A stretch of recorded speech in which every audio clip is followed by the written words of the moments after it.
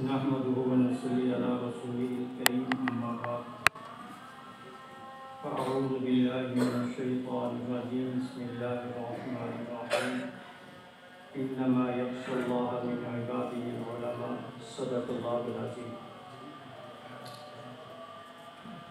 سب سے پہلے میں آپ کو سلام عرض کرتا ہوں، السلام علیکم ورحمۃ اللہ وبرکاتہ۔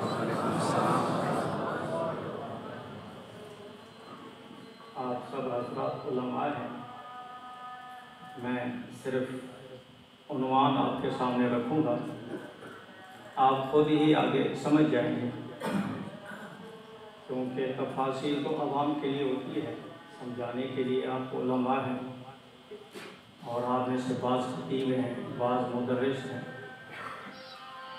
تو ہر شعبے سے تعلق رکھنے والے ہیں۔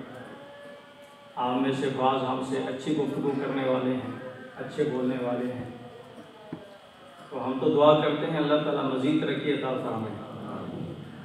ویسے تو دنیا میں کوئی شخص کسی کو اوپر دیکھنا نہیں چاہتا کہ مجھ سے یہ بڑھ جائے، لیکن دنیا میں دو شخص ایسے ہیں جو چاہتے ہیں کہ چھوٹے بڑے ہو جائیں، اور جب بڑے ہو جائیں وہ خوش ہو۔ سبحان اللہ۔ ایک والد ہوتا ہے، وہ چاہتا ہے میرا بیٹا مجھ سے آگے بڑھ جائے، اس کو خوشی ہوتی ہے، اور ایک استاذ وہ چاہتا ہے کہ میرا شاگرد مجھ سے آگے نکل جائے، اس کو بھی اپنے شاگردوں پر فخر ہوتا ہے۔ تو ہمیں بھی آپ پر، آپ کی کتابت پر، آپ کی گفتگو پر ہمیں فخر ہے۔ ابھی میں نے تھوڑی سی گفتگو سنی ہے، حسن عالم صاحب کی، اللہ ان کی عمر میں برکت عطا فرمائے، بڑے احسن جیسے نام ہے، گفتگو بھی احسن فرما رہے تھے۔ تو میدان تو ان حضرات کا ہے، یہ حضرات میدان میں ہیں، آپ حضرات میں سے بھی کئی میدان میں اترے ہوئے ہیں۔ ہم تو پہلے بھی درسگاہ کے آدمی تھے، اب بھی درسگاہ کے آدمی ہیں، ہمیں تو زیادہ باہر واسطہ نہیں پڑتا، ہمارا تو واسطہ مسجد تک ہے، یا مسجد سے جو مقتدی ہوتے ہیں یا مدرسے سے تعلق رکھنے والے جو حضرات ہوتے ہیں وہاں تک ہمارا تعلق ہوتا ہے، اس سے زیادہ نہیں ہوتا۔ آپ حضرات کا تعلق آپ کا وسیع دائرہ ہے، اور آپ کو تجربات بھی زیادہ ہیں۔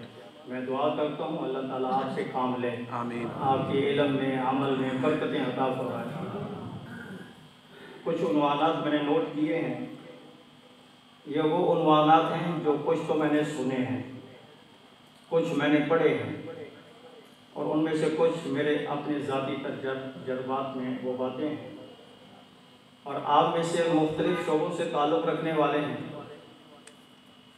بعض کتابت کے میدان کے ہیں، بعض جہاد کے میدان میں، بعض تبلیغ کے میدان کے ہیں، تو ان میں سے کچھ باتیں تو مشترک ہیں سب کے لیے، اور کچھ باتیں ان میں سے خاص خاص شعبوں سے تعلق رکھتی ہیں۔ تو چونکہ اذان ہو چکی ہے، تقریباً وضو تو شاید آپ کا ہوگا، تو میں سے 5-7 منٹ میں صرف عنوان ذکر کرتا ہوں کہ یہ چیزیں ہم نے اپنے اندر پیدا کرنی ہیں۔ بنیادی چیز علم ہے، وہ اللہ نے ہمیں عطا فرما دیا ہے، مزید جو نکھار آتا ہے وہ ان باتوں سے آتا ہے جو میں عرض کرنے لگا ہوں۔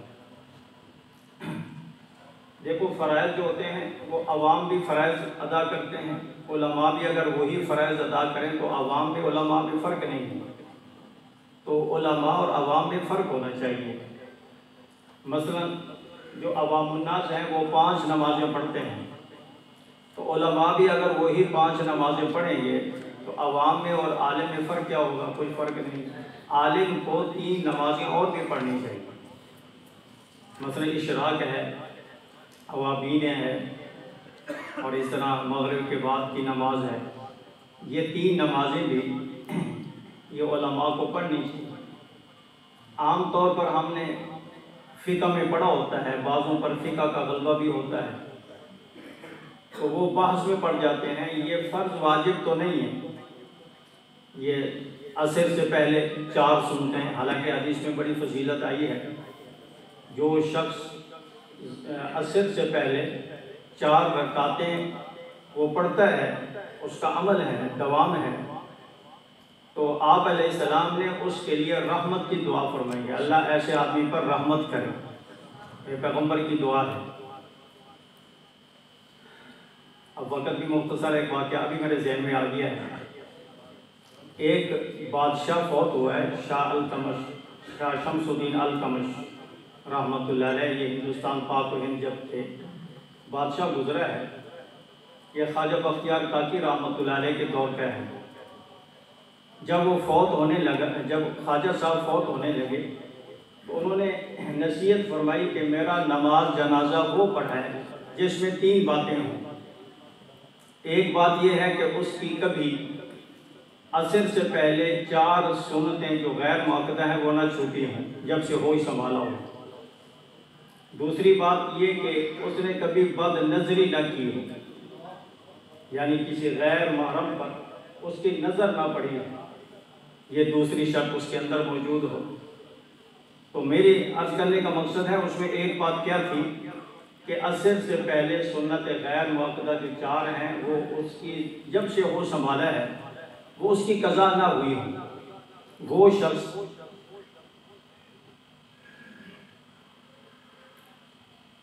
تسلی دے دی ہے، میں ذرا جلدی میں جا رہا تھا، ہمارے پاس بھی گاڑی ہے نا، جب وقت تھوڑا ہوتا ہے تو پھر طرف بھگاتے ہیں تو میں اسی حساب سے دیر لگاتا جا رہا تھا، تو انہوں نے تسلی دی ہے کہ ابھی وقت باقی ہے، چلو رفتار ایسا کر دیتے ہیں۔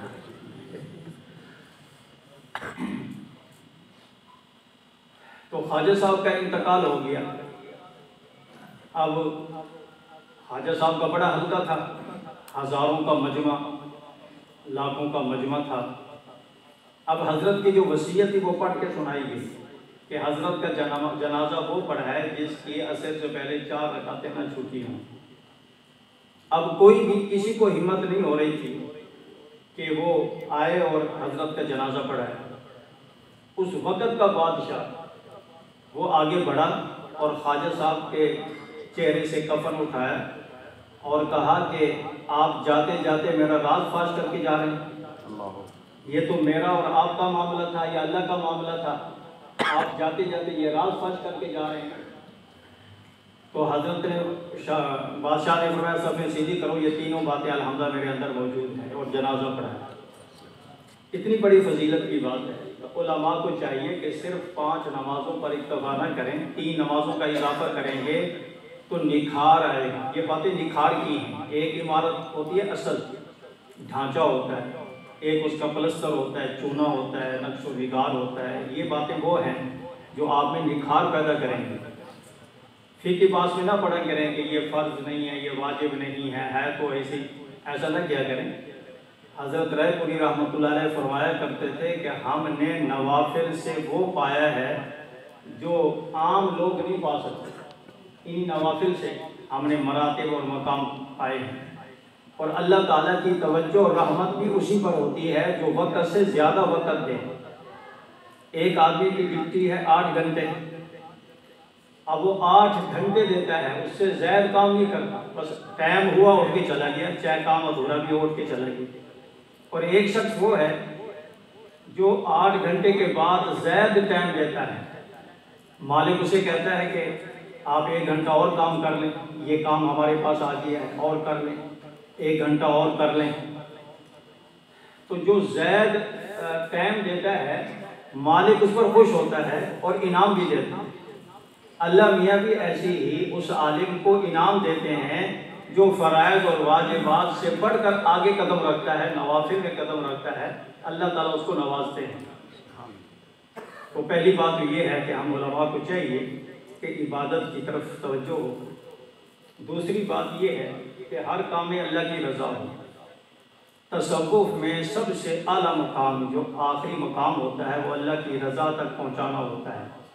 یعنی ایک اور بات ذہن میں آ گئی،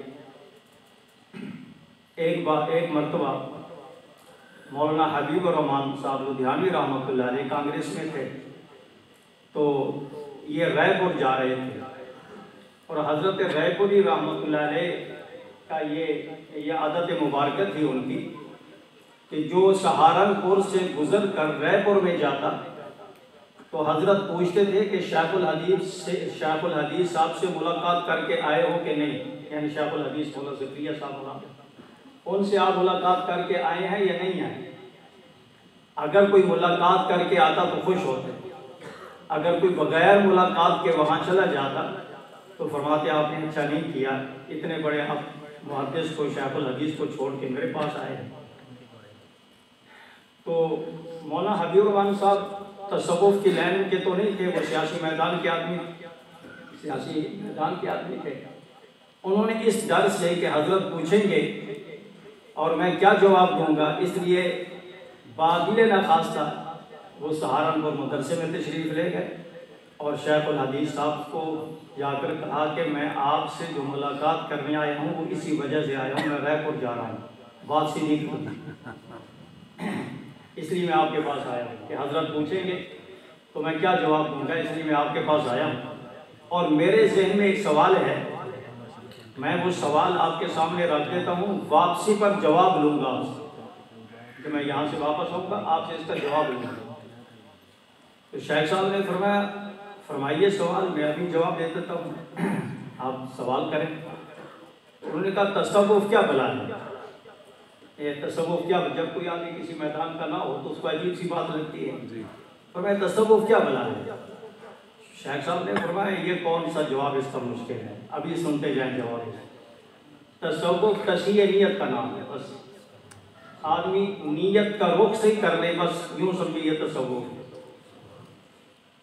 تو گویا کہ تصوف کا جو مدار ہے، محور ہے، یوں کہ مغز ہے، وہ ہے تصحیح نیت۔ ہر کام میں نیت اللہ کی رضا ہونی چاہیے۔ میں اس لیے کہہ رہا ہوں کہ تصوف کا جو اعلیٰ مقام ہے وہ اللہ کی رضا ہے۔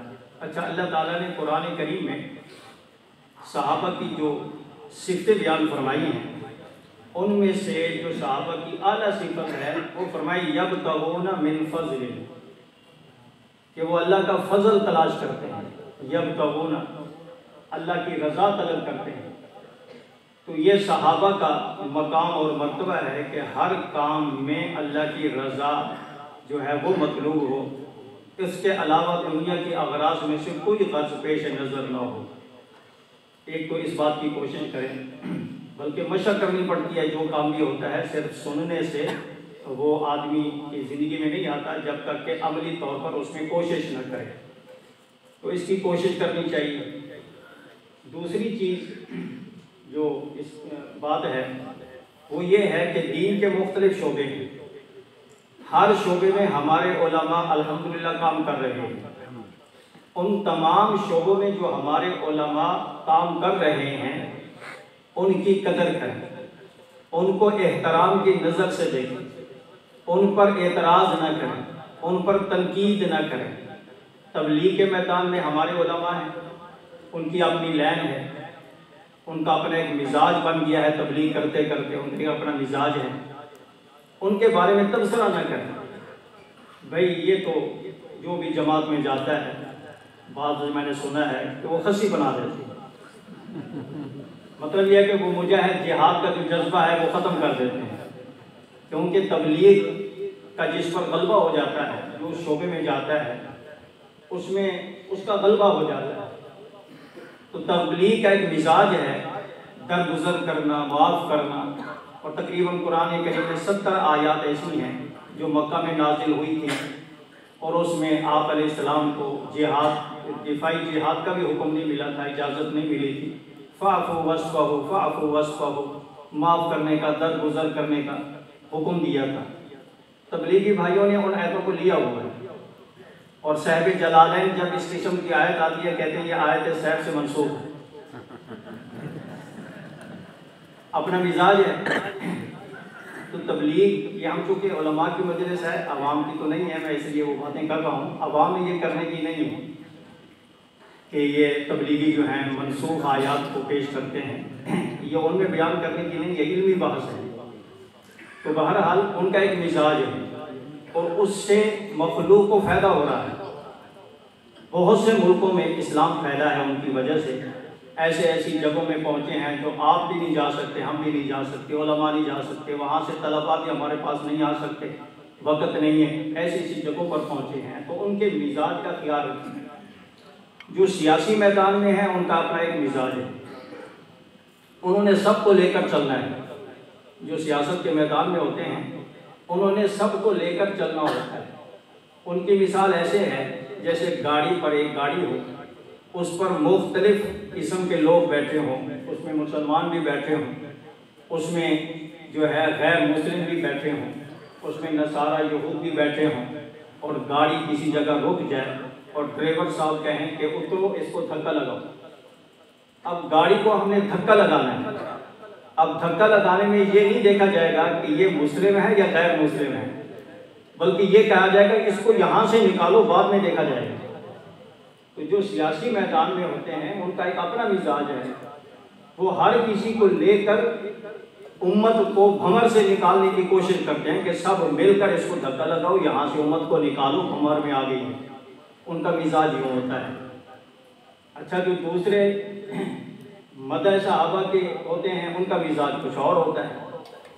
اسی طرح جو قادیانیت کے میدان میں کام کر رہے ہیں ان کا مزاج کچھ اور ہوتا ہے۔ تو ہر ایک کسی کا مزاج الگ ہے، تو ہمیں چاہیے کہ ان کے مزاج کی رعایت رکھیں اور ان کا احترام کریں۔ اگر وہ غلو کی بات کریں تو ان معذور سمجھیں، کیونکہ جو آدمی جس میدان میں چلتا ہے غلو آ ہی جاتا ہے۔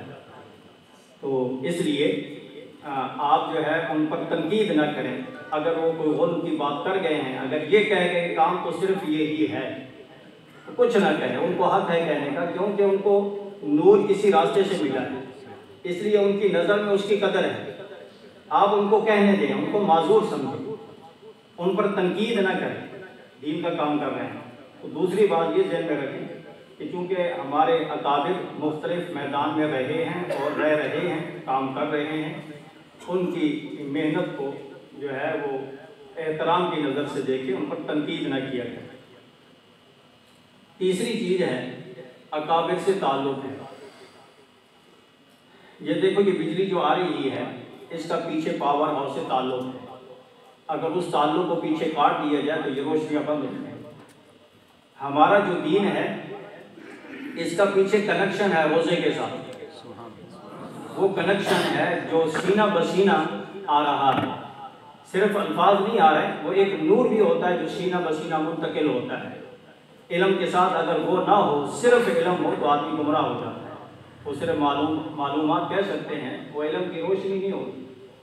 شاہ ولی اللہ محدث دہلوی رحمۃ اللہ علیہ اپنے کشف میں فرماتے ہیں، میں نے ایک دفعہ کشف میں دیکھا آپ علیہ السلام کے سینہ اطہر سے شعائیں نکل رہی ہیں اور پوری دنیا میں پہنچ رہی ہیں، پھیل رہی ہیں، اور فرمایا میں نے توجہ سے دیکھا کہ وہ شعائیں ان سینوں میں داخل ہو رہی ہیں جن کا کام حدیث پڑھنا پڑھانا ہے،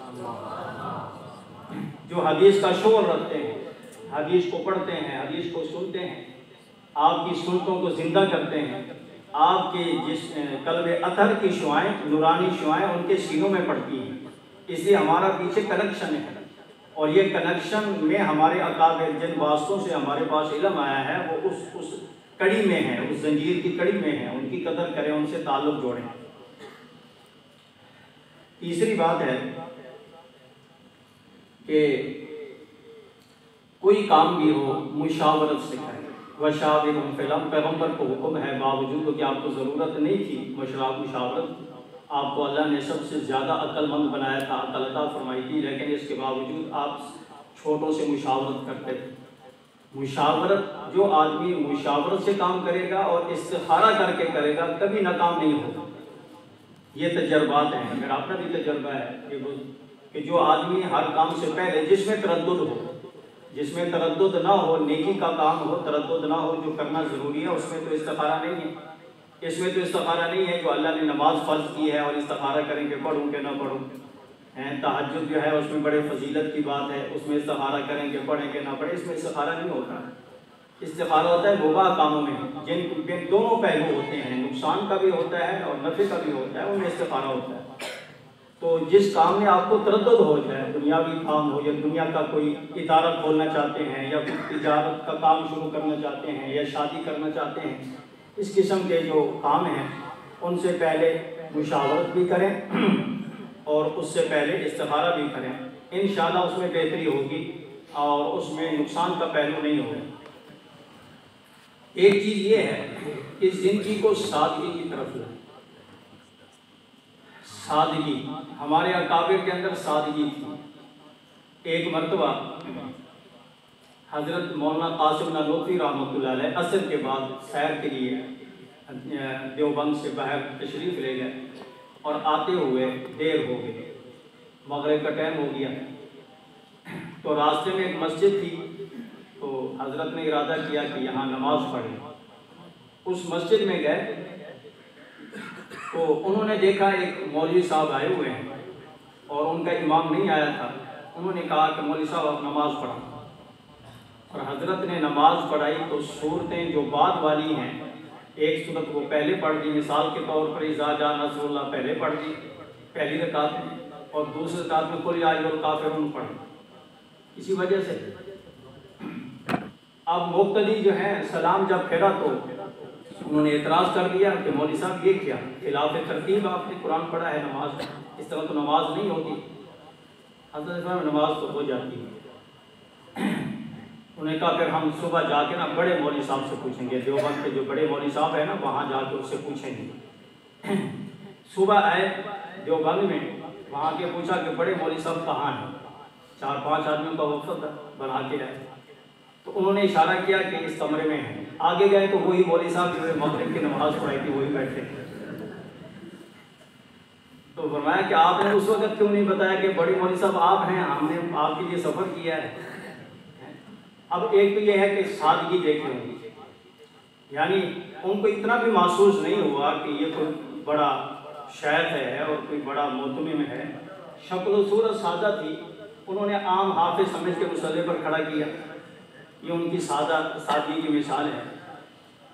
ایک چیز یہ بھی آپ کوشش کریں تہمت کے مواقع سے بچیں۔ آج کل میڈیا کا دور ہے، آج کل مووی بنانے والے بھی پتہ نہیں چلتا کہ وہ مووی بنا لیتے ہیں۔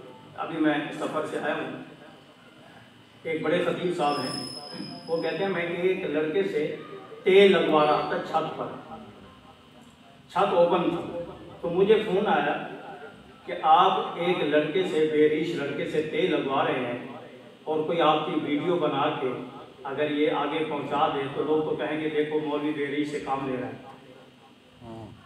فرمایا تو اس کے بعد جو ہے اب میں کمرے کے اندر تیل لگواتا ہوں، سر عام نہیں لگواتا کہ کہیں کوئی وہ مووی نہ بنا دے اس کی اور پھر آگے منتقل نہ کرے۔ تو اس کی بڑی احتیاط کی ضرورت ہے۔ آج کل جدید دور ہے، آج تک پتہ نہیں چلتا، بات بھی مجلس میں بیٹھے تو بڑی احتیاط سے کریں، کوئی پتہ نہیں ریکارڈ ہے وہ آپ کی ریکارڈ ہو رہی ہو، اس کا بھی احتیاط کیا ہے۔ آپ کی نقل و حرکت یوں سمجھا کریں کہ ہماری ہر وقت نوٹ ہو رہی ہے، ہمیں کوئی دیکھ رہا ہے، کوئی پتہ نہیں چلتا۔ تو اس لیے خاص کر ہم چونکہ امت کے رہنما بھی ہیں، ہم سے اگر چھوٹی سی غلطی ہو گئی تو اس کا بڑا نقصان ہوتا ہے۔ عوام الناس کا تو ایمان بھی چلا جاتا ہے، وہ کہتے ہیں مولوی ہوتے ہی ایسی ہیں، وہ سب مولویوں کو بدنام کر دیتے ہیں۔ تہمت کی جگہوں سے بچیں۔ ایک بات یہ بھی کوشش کریں، عوام الناس کی جو باتیں ہوتی ہیں ان پر اعتماد نہ کیا کریں۔ آپ نے تقریر کی مجمع میں، آپ باہر جانے لگے تو آپ کو عوام میں کوئی آدمی مل گئے اور کہا کہ حضرت آج آپ نے کمال کر ہے، آپ نے بڑی اچھی تقریر کی، اس پر اعتماد نہ کریں۔ یا کوئی عوام میں سے آ کر کہتا ہے کہ فلاں مولوی صاحب ایسے ہیں، اس کی بات پر توجہ نہ دیں، اس کی باتیں نہ سنیں، کیونکہ جو شخص آپ کے سامنے دوسرے عالم کی وہ غیبت کر رہا ہے تو یقیناً آپ کی بات بھی دوسری جگہ پہنچائے گا، اس کی عادت ہے۔ اس لیے عوام الناس سے احتیاط کی ضرورت ہے۔ ایک بات یہ بھی ہے کہ علماء کو خاص طور پر 2 چیزیں عیبدار بنا دیتی ہیں۔ ایک چیز جو علماء کو آج کے دور میں عیبدار بناتی ہے وہ ہے وعدہ خلافی، وعدہ کر کے بھی پورا نہیں کرتے۔ دوسری بات جو علماء کو آج کل عیبدار بنا رہی ہے وہ ہے سچ نہ بولنا۔ ہمیں سچ بولنا چاہیے، اور سچ کے ساتھ ساتھ ہم جس سے وعدہ کیا ہے اس کو پورا کرنا چاہیے۔ وعدے پر ایک واقعہ یاد آ گیا۔ میرے والد محترم رحمۃ اللہ علیہ دنیا پور میں پڑھاتے تھے، حافظ عالم تو نہیں تھے، لیکن وہاں قادیانیوں کا گڑھ تھا۔ تو میرے والد صاحب نے شاہ صاحب سے تاریخ لی ختم نبوت کے حوالے سے، اور حضرت میرے والد صاحب نے اس کا اشتہار بھی بنایا اور اس کی تشریح بھی کر دی، جس میں محمد علی جلندری صاحب، حضرت مولانا محمد علی جلندری صاحب رحمۃ اللہ علیہ، ان کا نام نمایاں تھا، ان کی تقریر ہونی تھی۔ تو ادھر اشتہار چھپا دیا اور اس کو لگوا دیے والد صاحب نے، اور ادھر ضلع پابندی لگ گئی حضرت پر کہ ضلع سے باہر نہیں جا سکتے۔ اب والد صاحب نے دنیا پور سے ایک آدمی بھیجا کہ حضرت کو گاڑی پر لے کر آؤ، تو حضرت کے پاس گئے تو حضرت نے فرمایا کہ مجھ پر تو ضلع پابندی ہے، میں تو دنیا پر نہیں جا سکتا۔ بخاری صاحب بھی ساتھ بیٹھے تھے، بخاری صاحب نے فرمایا کہ نہیں، اگر آپ نہیں جاؤ گے تو حافظ صاحب کے بارے میں لوگ کیا کہیں گے کہ علماء سے تاریخیں لیتے نہیں ہیں، جھوٹ بولتے ہیں، اشتہار دے دیا ہے۔ اس لیے حافظ صاحب کی لاج رکھیں، آپ جیسے کیسے وہاں پہنچیں۔ چنانچہ حضرت وہاں سے آئے اور آگے کوئی سواری نہیں تھی جانے کے لیے، مستقل سواری پر تو نہیں آئے تھے، جو لینے آئے تھے میرے سسر آئے تھے۔ تو حضرت نے وہاں دیکھا ایک چمڑے کا ٹرک جا رہا تھا دنیا پور میں، کچے چمڑے کا ٹرک، اس میں بدبو بھی ہوتی ہے، وہ دنیا پور جانے کے لیے تیار تھا۔ تو حضرت میرے سسر نے اس سے بات کی، اس نے کہا کہ ٹرک کے اندر بیٹھ جائیں، میں لے جا سکتا ہوں۔ اس کچے چمڑے کے ٹرک میں محمد علی جلندری صاحب رحمۃ اللہ علیہ بیٹھ کر دنیا پر پہنچے اور فرمایا کہ اسٹیشن سے پہلے ایک تانگا اور ایک برقع لے کر آنا۔ تو میرے والد صاحب وہاں برقع بھی لے کر آئے، تانگا بھی لے کر آئے، ہلکا میں برقع پہنا، تانگے پر بیٹھے، خانوں کے گھر داخل ہوئے، وہاں سے دیوار پھیلان کے سٹیج پر آئے اور تقریر کی۔ اور پھر حضرت نے فرمایا میں جب یہ الفاظ کہوں گا تم نے نعرہ لگانا ہے، میں پھر نکل جاؤں گا۔ تو ایسا ہی ہوا۔ تو یہ تھے ہمارے اکابر، یعنی جو وعدہ کرتے تھے اس کو پورا کرتے تھے۔ آج کل جو مار کھا جاتے ہیں نا، ایک جگہ وقت دیا، دیکھا دوسری جگہ اہم ہے، یا وہاں فیس زیادہ ہے، یہاں تعلقات زیادہ ہیں، وہ پہلے بیچارے کو جواب دے کے کینسل کر کے اور دوسری جگہ ٹائم لے لیتے ہیں۔ یہ طریقہ ٹھیک علماء کے لیے مناسب نہیں ہے۔ ایک چیز یہ بھی ہے جو علماء کو بلکہ دین کو یوں کہیں کہ خراب کر کے، جیسے سالن خراب ہو جاتا ہے، چیزیں ہم پکاتے ہیں گھروں میں خراب ہو جاتی ہیں، اسی طرح دو چیزیں ایسی ہیں جو دین کو اسی طرح خراب کر دیتی ہیں، جیسے کہ ہمارا کھانا بدبودار ہو جاتا ہے۔ وہ چیز ہے حب مال اور حب جاہ، مال کی محبت اور مرتبے کی محبت، کہ مجھے یہ مرتبہ مل جائے، مجھے یہ کسی تنظیم میں بھی ہوں، تدریس کی لائن میں ہوں، ان کو بھی یہ خواہش نہیں کرنی چاہیے میں بڑا مدرس مل جاؤں، فلاں کتاب مل جائے۔ سیاست کے میدان میں ہے تو وہاں بھی یہ دوڑ نہیں لگانی چاہیے مجھے فلاں عہدہ مل جائے، میں جنرل سیکرٹری بن جاؤں، آگے چلا جاؤں۔ خطابت کے میدان میں ہو تو وہاں بھی اسی طرح۔ حدیث میں آتا ہے کہ دو بھوکے بھیڑیے بکریوں میں چھوڑے جائیں، وہ بکریوں کا اتنا نقصان نہیں کرتے جتنا کہ یہ دو چیزیں دین کا نقصان کرتی ہیں، ایک حب مال اور ایک حب جاہ۔ یہ بھیڑیوں سے زیادہ خطرناک ہیں یہ دو چیزیں۔ مال کی محبت، مال کتنا ہونا چاہیے، اس کی بھی کوئی حد ہونی چاہیے۔ مال اللہ تعالیٰ قناعت کی بھی عادت ڈالنے کی کوشش کریں۔ حضرت علی رضی اللہ تعالیٰ عنہ ایک مرتبہ مسجد نبوی میں تشریف فرما ہے، بھوک لگی، کھانے کے لیے کچھ نہیں تھا گھر میں، تو اس نیت سے نکلے جاتے ہیں باہر کسی کی مزدوری کر کے، کچھ پیسے لیتے ہیں پھر کھانا خریدیں گے۔ تو باہر نکلے تو ایک یہودی اپنے باغ میں کھجوروں کو پانی کھینچ کھینچ کے پلا رہا تھا، کنویں سے کھینچ کھینچ کے ڈول۔ تو حضرت علی نے ایسے جھانک کر دیکھا تو یہودی نے دیکھ لیا، اس نے کہا کہ آپ کو کوئی کام ہے؟ اس نے کہا کہ میں نے مزدوری کرنی ہے، اگر یہ کام آپ مجھ سے کرا دیں اور مجھے مزدوری دے دیں۔ اس نے کہا ایک ڈول کے بدلے ایک کھجور دوں گا، آئیں کھینچیں۔ تو حضرت علی گئے اور ایک ڈول کھینچتے تھے، وہ ایک کھجور نقد دے دیتا تھا، حضرت مٹھی میں لے لیتے۔ پھر دوسرا ڈول کھینچا، دوسری کھجور، تیسرا ڈول کھینچا، تیسری کھجور، حضرت کی مٹھی بھر گئی۔ اور پھر فرمایا بس، اس کو کھایا اور پانی پیا اور مسجد نبوی میں آ کے بیٹھ کے فرمایا بس اتنا کافی ہے، زیادہ کی ضرورت نہیں۔ آج ہمارے پاس سال سال کا راشن موجود ہوتا ہے، پھر بھی رونا ہے کہ ہماری تنخواہ تھوڑی ہے یا ہمارا جو ہے گزارا نہیں ہوتا۔ ہم غریب نہیں ہیں، صحابہ کے دور کو اور اپنے دور کا موازنہ کریں تو ہم ان سے امیر ہیں، ہم غریب نہیں ہیں۔ اللہ نے بہت کچھ دیا ہوا ہے، اللہ کا شکر ادا کیا کریں۔ ایک چیز یہ بھی ہے، اس کی بھی کوشش کریں زیادہ نہ بولا کریں، زیادہ وقت خاموش رہا کریں، سنا کریں۔ اللہ نے بولنے کے لیے ایک زبان دی ہے، سننے کے لیے 2 کان دیے ہیں، جس کا مطلب ہے بولو کم سنو زیادہ، یہ اس طرف اشارہ ہے۔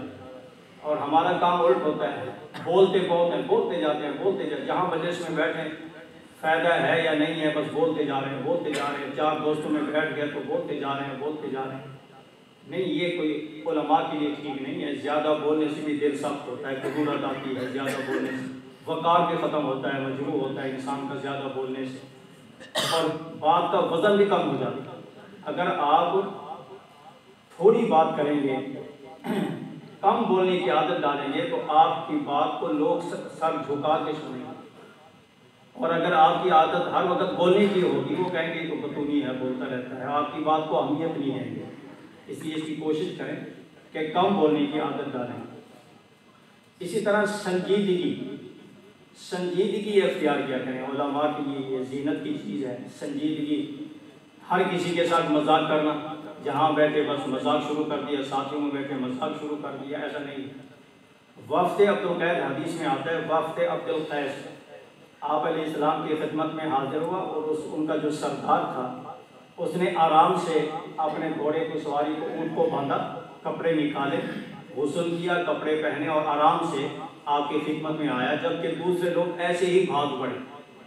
آپ نے اس سردار کی تعریف کی، فرمایا آپ میں 2 خصلتیں ایسی ہیں جو اللہ کو بڑی پسند ہیں، ایک آپ کا حلم ہے اور ایک آپ کی بردباری ہے، وقار ہے۔ آپ کا وقار یہ خوبصورت چیز ہے، انسان کو باوقار رہنا چاہیے۔ اچھا، اپنی شخصیت کو باوقار بنانے کی بھی کچھ اصول ہیں۔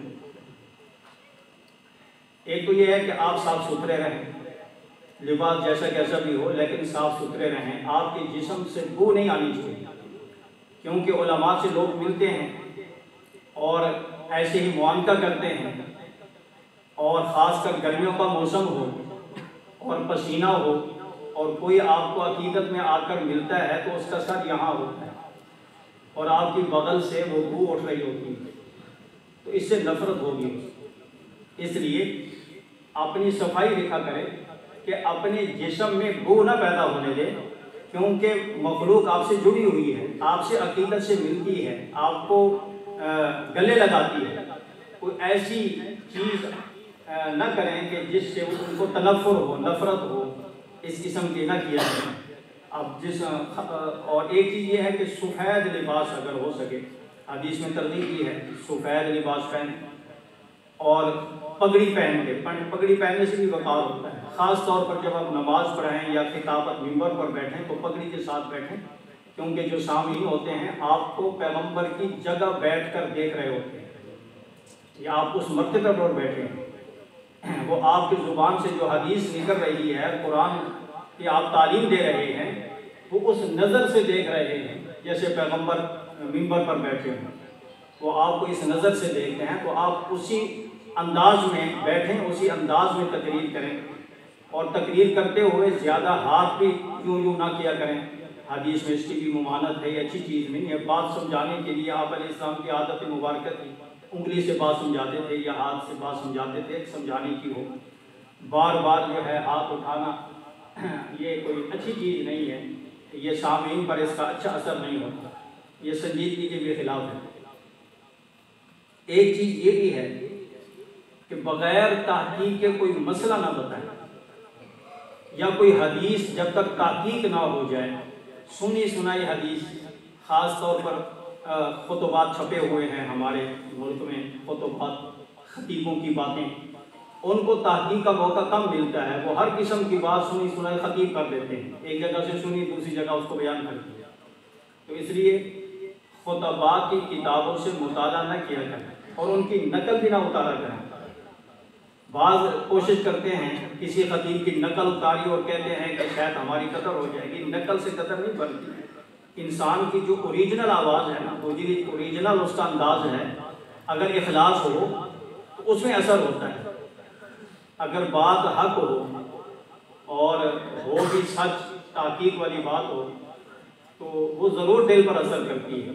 تو اس لیے اپنے آپ کو باوقار بنانے کے لیے اپنی صفائی کا لحاظ رکھیں، اپنے لباس کو صاف ستھرا رکھیں، اور جو ہے اگر ممبر پر بیٹھیں تو پگڑی پہن کر، چاہیے تو یہ ہے کہ ہر وقت جن کا سر برداشت کر سکتا ہے، جو ہمت والے ہیں وہ تو ہر وقت پہن کے رکھیں، اور جن کے سر پر بوجھ ہوتا ہے یا کوئی بیماری ہے، کمزوری ہے، وہ تو مجبوری کی بات ہے، ورنہ اس سے وقار ہوتا ہے عالم کا، تو اس کو آدمی کی شخصیت میں نکھار آتا ہے۔ اور آخر میں یہ بات ہے، باتیں تو اور بھی ہیں، بڑوں کا کہنا مانیں، اپنی رائے کو بڑوں کی رائے کے تابع کرنا۔ بڑا اگر کوئی بات کر رہا ہے، کوئی شیخ ہے، کوئی استاد ہے، کوئی بڑا آدمی ہے، یا برادری میں کوئی بڑا آدمی ہے، اس کی بات کو توجہ سے سنیں، اس کی رائے پر اپنی رائے کو مسلط نہ کریں۔ اور ایک بات یہ بھی ہے کہ دین آپ کو پتہ ہے کہ انبیاء کی میراث ہے، جو ہمیں عطا کی اللہ نے اپنے فضل اور کرم سے، ہم اس کے مستحق نہیں تھے، اللہ نے ہمیں وہ میراث، انبیاء کی میراث ہمیں عطا فرمائی ہے۔ وہ میراث جو ہے، انبیاء علیہ السلام کی زندگی میں کافی سارے پہلو ہیں۔ ایک پہلو ان کا یہ بھی ہے کہ اس راستے میں انبیاء نے بڑی تکلیفیں اٹھائی ہیں، ہمیں تو ان تکلیفوں کی ہوا بھی نہیں لگی۔ آپ کے سامنے ہیں، آپ علیہ السلام کا طائف کا سفر ہے، آپ کے سامنے ہے کیسے تکلیف پہنچائی گئی، آپ کے سامنے ہے کہ آپ سجدے کی حالت میں آپ کے اوپر اوجھلی ڈالی گئی، آپ نے یہ پڑھا ہوا ہے کہ آپ کے گلے میں ایسے چادر کو بل دے کے مروڑا گیا، بل پڑ گئے، اور آپ کو گھسیٹا گیا، آپ کی بیٹیوں کو طلاق دی گئی، اور آپ کے منہ پر تھوکا گیا۔ کون کون سی تکلیفیں ہیں؟ اس لیے حدیث میں آتا ہے، آپ نے فرمایا جتنی میں اللہ کے راستے میں تکلیف دیا گیا ہوں کہ اور بھی دیا گیا۔ یہ راستہ جو ہے نا، یہ دین والا، یہ راحت اور آرام والا نہیں ہے۔ اگر کوئی چاہتا ہے کہ میں علم دین حاصل کر کے راحت حاصل کروں، بڑی نوکری حاصل کر لوں، بڑا عہدہ حاصل کر لوں، اس نیت سے پڑھتا ہے، تو ایک حدیث میں نے مفتی تقی عثمانی صاحب سے سنی ہے، فرماتے ہیں من تعلم علما لغیر اللہ فلیتبوأ مقعدہ من النار۔ جو کوئی علم سیکھتا ہے، علم بھی حضرت فرماتے ہیں نکرہ ہے، چاہے علم دین ہو یا علم دنیا ہو، دونوں قسم کے علم آگے۔ فرمایا کہ جو آدمی کوئی علم سیکھتا ہے غیر اللہ کے لیے، اس کی غرض دنیا میں سے کوئی غرض ہے، فرمایا اپنا ٹھکانہ جہنم میں بنا۔ تو اس لیے علم حاصل جو ہم کر رہے ہیں اس کا مقصد اللہ کی رضا ہو، تو علم کی میراث جو ہمیں ملی ہے اس کے ساتھ تکلیفیں بھی لگی ہوئی ہیں۔ آپ علیہ السلام نے بڑی تکلیفیں اٹھائی ہیں، صحابہ نے بڑی تکلیفیں اٹھائی ہیں، ہمارے اکابر نے بڑی تکلیفیں اٹھائی ہیں، ہمیں تو ان تکلیفوں کی ہوا ہی نہیں لگی۔ اس لیے مانگنی تو نہیں چاہیے کہ وہ تکلیفیں ہم پر آئیں، مانگنی نہیں چاہیے، عافیت مانگنی چاہیے۔ حدیث میں آتا ہے اللہ سے عافیت مانگا کرو، عافیت مانگے، تکلیف نہ مانگے۔ اگر آ جائے کسی لائن میں، کسی کا ڈر آپ پر آ جائے، یا کسی فقر و فاقہ، حالات کی تنگی آ جائے، یہ وقتی ہوتی ہے۔ ابتدا میں جو مدرس ہوتے ہیں جب لگ جاتے ہیں نا، ان کی تنخواہ تھوڑی ہوتی ہے، اور شروع میں تجربہ بھی نہیں ہوتا، گھبرا جاتے ہیں، گھبرانے کی بات نہیں ہے۔ شروع کے جو 2-3 سال ہوتے ہیں نا، جس لائن میں آپ داخل ہوں گے، جس میدان میں داخل ہوں گے، 1-2 سال آپ کے مجاہدے کے ہوں گے، اس سے گھبرانا نہیں ہے، آگے پھر اللہ تعالیٰ آپ کے لیے دروازے کھول دیں گے۔ اس لیے اس کے لیے بھی تیار رہنا چاہیے، اور اللہ تعالیٰ ہمیں ان پر باتوں پر عمل کرنے کی توفیق عطا فرمائے۔ آخر میں یہ ہے کہ اللہ سے دعا بھی کیا کریں، ہر چیز اللہ سے مانگے، مخلوق سے نہ مانگے۔ قرض بھی کسی سے مانگنے کی عادت نہ ڈالیں، قرض مانگنے سے بھی آپ کی عزت میں فرق آ جاتا ہے۔ بن بلائے کسی کے پاس نہ جائیں، اس سے بھی آپ کی عزت میں کمی ہوتی ہے کہ بن بلائے چلے گئے۔ اسی طرح قرض لے لیا کسی سے، یا تو کہ آپ کا دوست ہو، اعتماد ہو تو الگ بات ہے، ضرورت ہو، لیکن ہر کسی سے قرض لے لینا یہ بھی اچھی بات نہیں ہے، اس کی عادت نہ بنائیں۔ اللہ مجھے آپ کو ان باتوں پر عمل کرنے کی توفیق عطا فرمائے۔ وآخر دعوانا الحمد للہ رب العالمین۔ آپ حضرات اساتذہ کے لیے بھی دعا کیا کریں، جس سے آپ کے علم میں نکھار آئے گا اور آپ کے علم میں نور آئے گا۔ اکابر یعنی استاد سے لے کر آپ علیہ السلام تک جتنے بھی یہ سلسلہ ہے، میں تو روزانہ جب تلاوت کرتا ہوں تو اپنے اساتذہ سے لے کر آپ علیہ السلام تک جتنے بھی واسطے ہیں سب کو ایصال ثواب کرتا ہوں۔ اس سے علم میں نکھار آتا ہے، نورانیت آتی ہے۔ اللہ اس کی بھی توفیق عطا فرمائے۔